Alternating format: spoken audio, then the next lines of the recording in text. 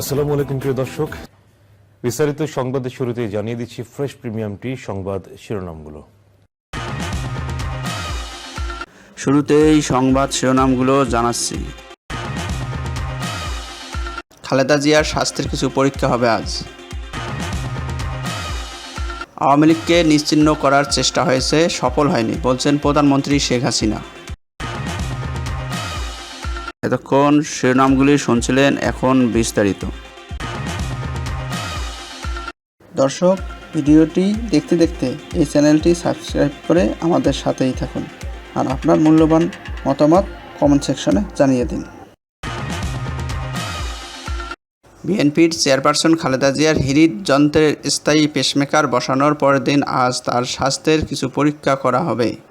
সোমবার খালেদা জিয়ার ব্যক্তিগত চিকিৎসক AZM জাহিদ হোসেন প্রথম আলোকে জানিয়েছেন, রবিবার বিকেলে পেসমেকার বসানোর পর থেকে সাবেক প্রধানমন্ত্রীকে CCU সুবিধা দিয়ে আইসোলেশনে বা সম্পূর্ণ আলাদাভাবে চিকিৎসকদের নিবিড় পর্যবেক্ষণে রাখা হয়েছে। সেখানেই তার স্বাস্থ্যের কিছু পরীক্ষা করা হবে।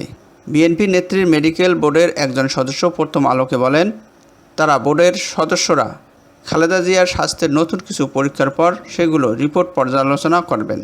পেসমেকার বসানোর পর তার শারীরিক অবস্থার অবনতি হয়নি, ফলে তাকে আইসোলেশন বা বিচ্ছিন্ন অবস্থা থেকে CCUতে বা কেবিনে নেওয়া যায় কিনা সে ব্যাপারে স্বাস্থ্যের বিভিন্ন পরীক্ষার রিপোর্ট পর্যালোচনা করবেন চিকিৎসকেরা।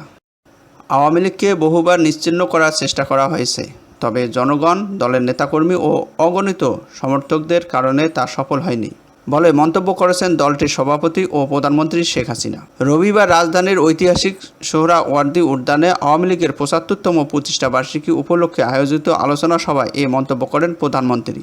আওয়ামী লীগের উপর বারবার আঘাত এসেছিল উল্লেখ করে দলটির সভাপতি ও প্রধানমন্ত্রী শেখ হাসিনা বলেন, খুব বেশি দিনের কথা নয়, 2007 সালে চেষ্টা করা হয়েছিল আওয়ামী লীগকে নিশ্চিহ্ন করে দিয়ে কিংস পার্টি গড়ে তুলতে, সেটাও সফল হয়নি। তার কারণ আওয়ামী লীগের মূল শক্তি হচ্ছে দেশের জনগণ, তৃণমূলের মানুষ। আওয়ামী লীগের অগণিত নেতাকর্মী মুজিব আদর্শের সৈনিক। এই সৈনিকেরা কখনো পরাজয় মানে না, মাথা নত করে না। পরবর্তী সংবাদ দেখার আমন্ত্রণ জানিয়ে শেষ করছি। আল্লাহ হাফেজ।